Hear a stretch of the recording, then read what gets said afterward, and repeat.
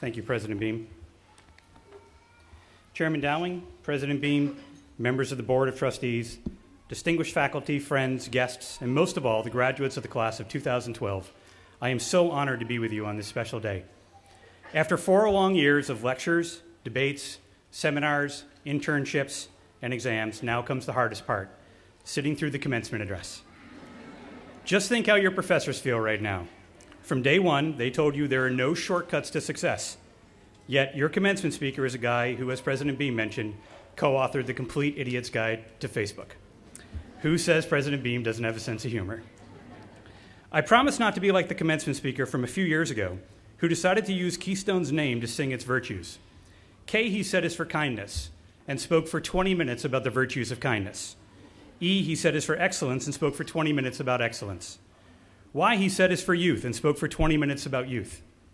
2 hours later, when he finally finished, the commencement speaker noticed a student saying a prayer. He went up to the young graduate after the ceremony, and he said, "Why were you praying?" And the young graduate said, "I was just giving thanks that I didn't go to the Massachusetts Institute of Technology." Well, I didn't go to MIT either, but I am a proud graduate of Keystone College, class of 1986. Having said that, you should know that I'm probably not the best person to give advice to a graduating class. Truth be told, my friends will tell you that I make a really mean twice-baked potato. In tennis, my one-handed backhand generates impressive topspin when it's working, and that to this day, 26 years after I graduated from Keystone College, I still crave hoagies from Dixon's Hoagie Hut. But as a graduation speaker, I'm a bit of a fraud. And after you hear what happened on my own graduation day, you might think I'm a little bit of a jerk, too. But the story has a happy ending, and so will yours if you go into it with your eyes open. What they tell you here at Keystone is absolutely true. The college and its faculty and staff have prepared you well in your field of study to take on the world.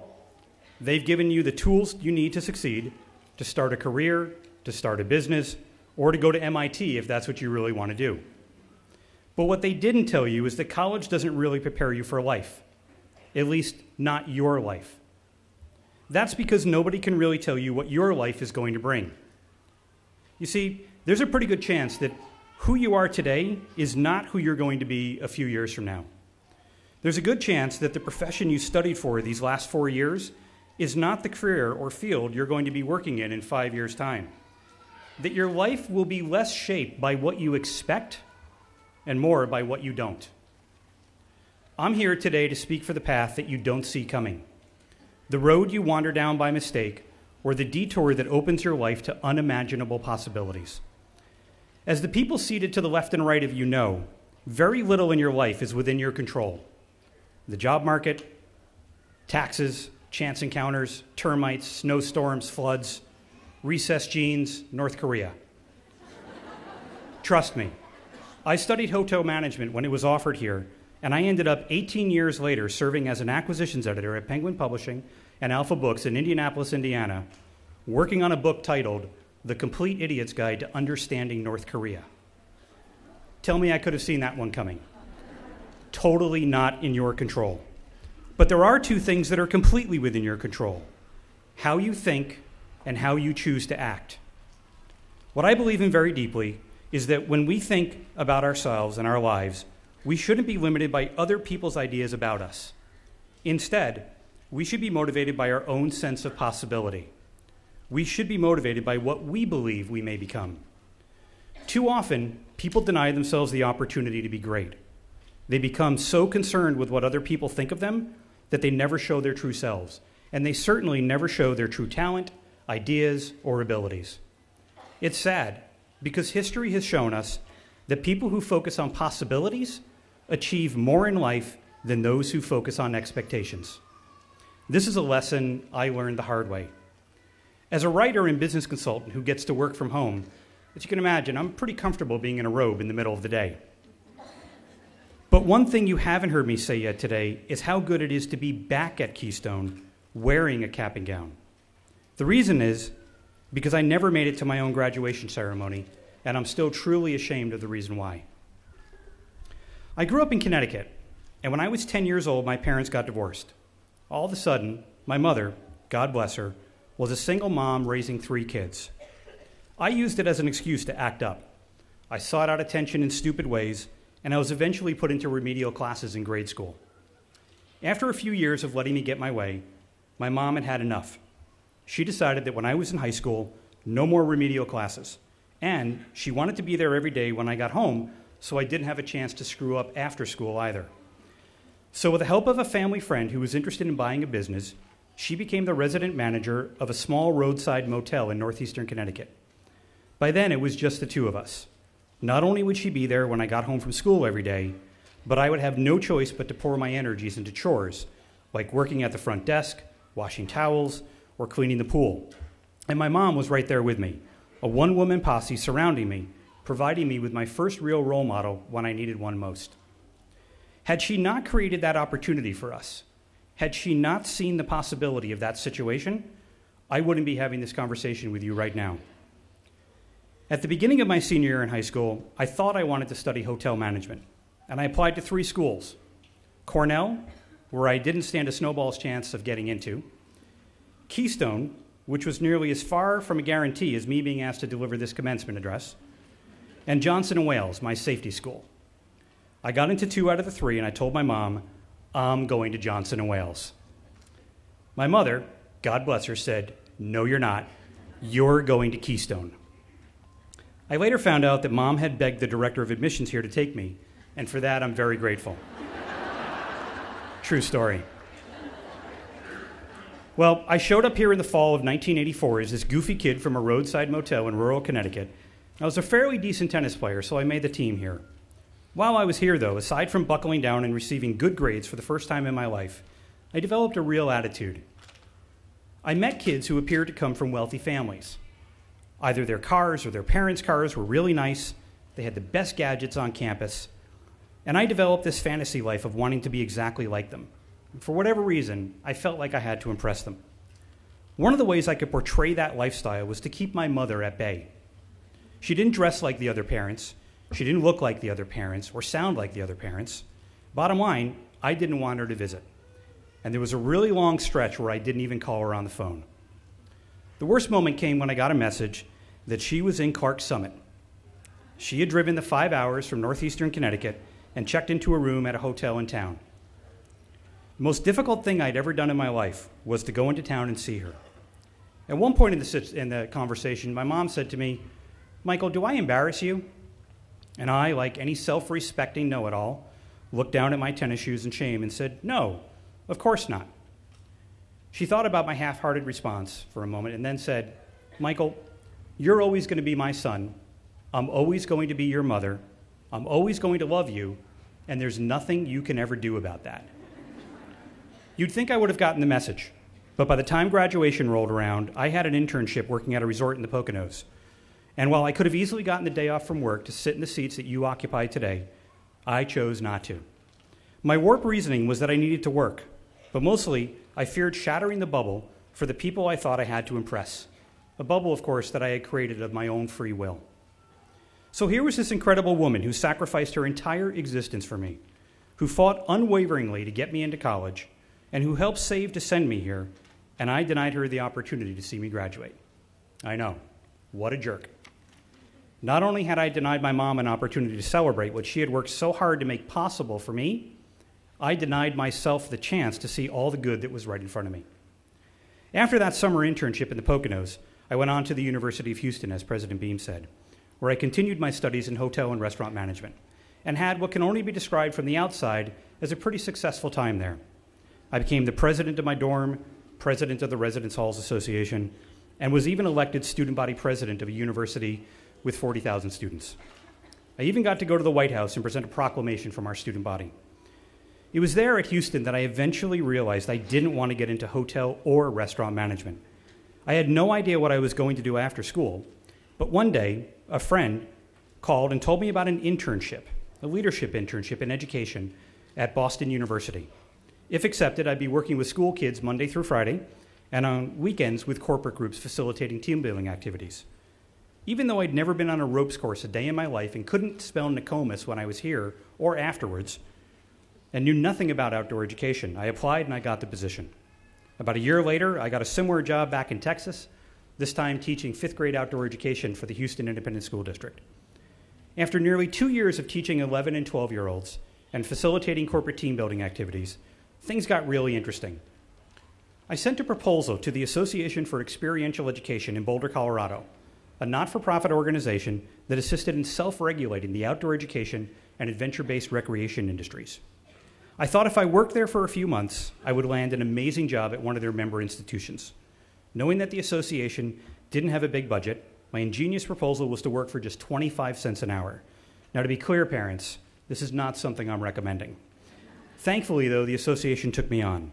And there, I met a lot of people who changed my life, including a woman named Babs Baker. Babs was the executive director of the association, and she had this big sheet of paper on the wall in her office containing, among other things, the following 4 statements. 1, show up. 2, be present and listen.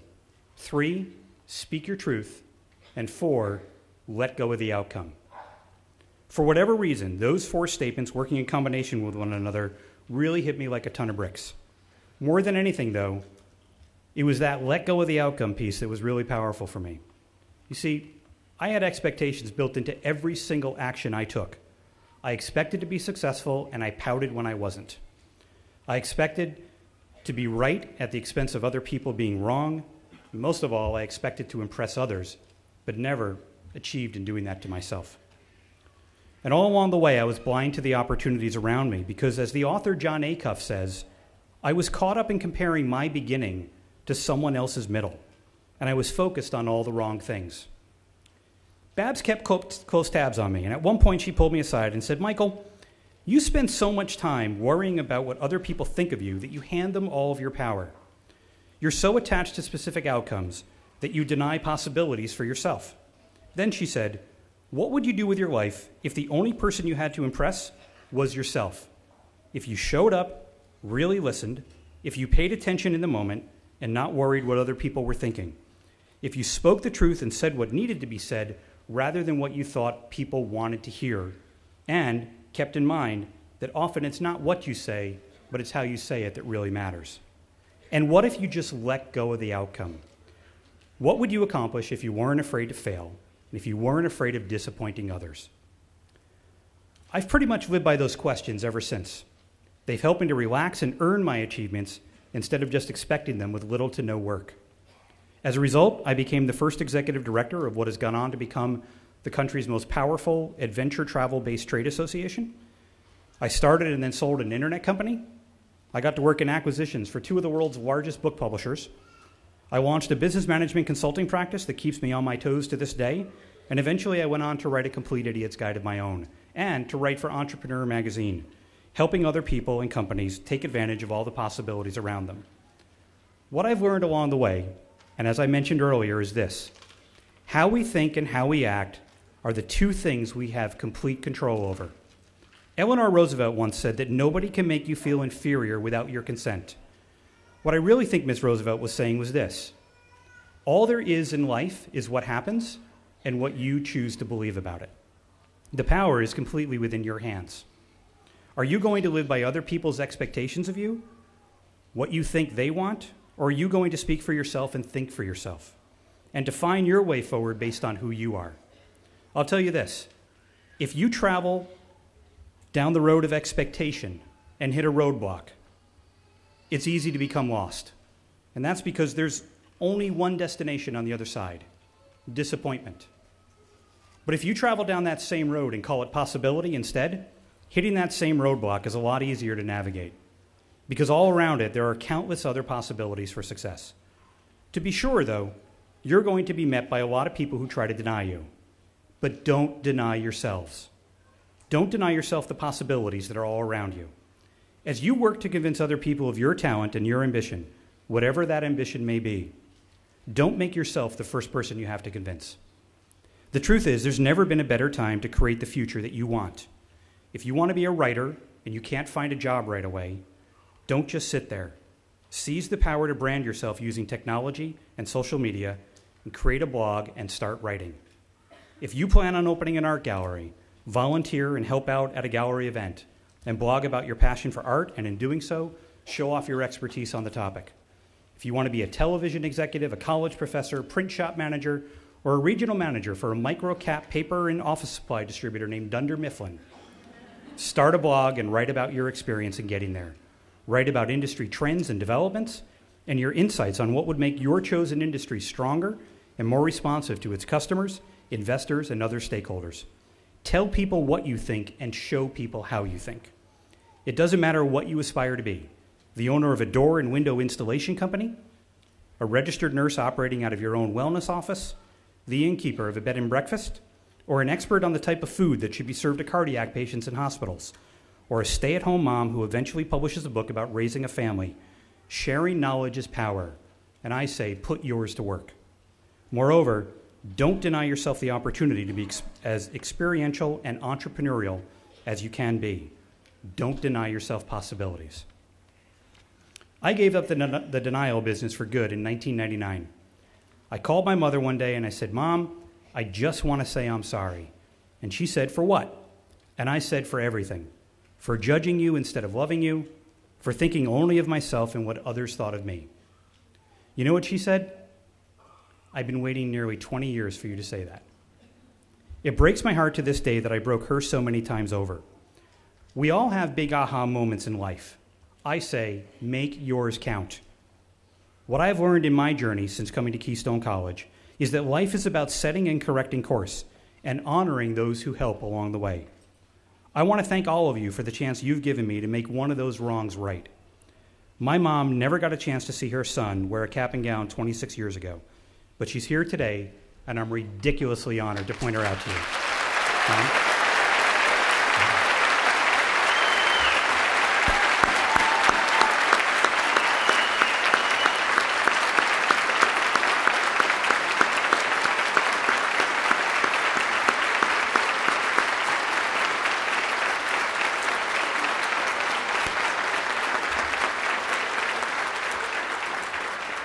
I love you, Mom. Thank you from the bottom of my heart.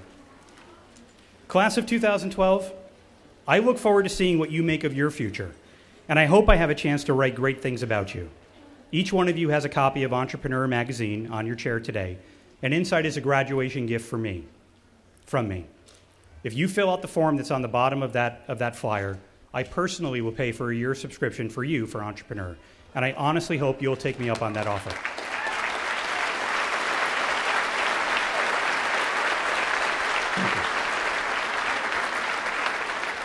But more important, if you show up, be present, speak your truth, and let go of the outcome, and if you give yourself time to make your dreams happen, and don't do what I do, namely comparing your beginning to someone else's middle, I have no doubt that future is going to be extraordinary. Thank you very much. All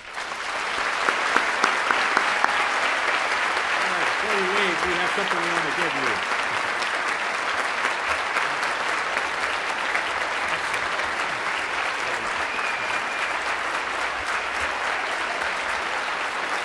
You're so good, we can't calm him down. Thank you very much. And I've asked Chair Harry Dowling and Dean Thea Harrington. Your mother might have missed that time so many years ago, but you know what's happened to you right now? With the help of the chair and the help of the dean, you're going to receive an honorary doctorate degree from Keystone College. All right. What do you think? We're all set.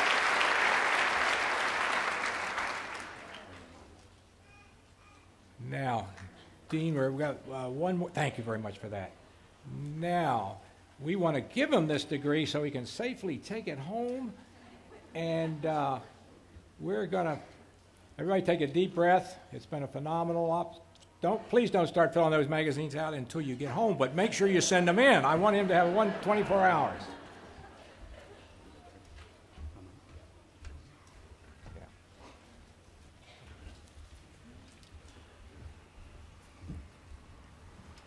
He will personally escort his mother to the platform where he received his degree.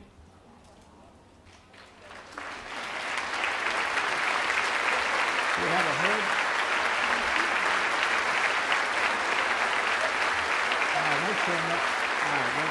Let's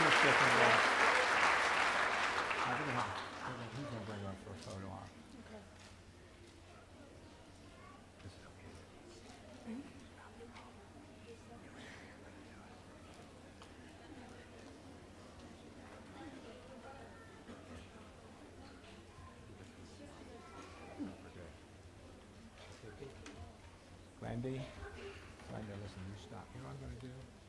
I'm going to let you present this to Mike. Well, let's do it together. Carrie, you help me do this. Can we see?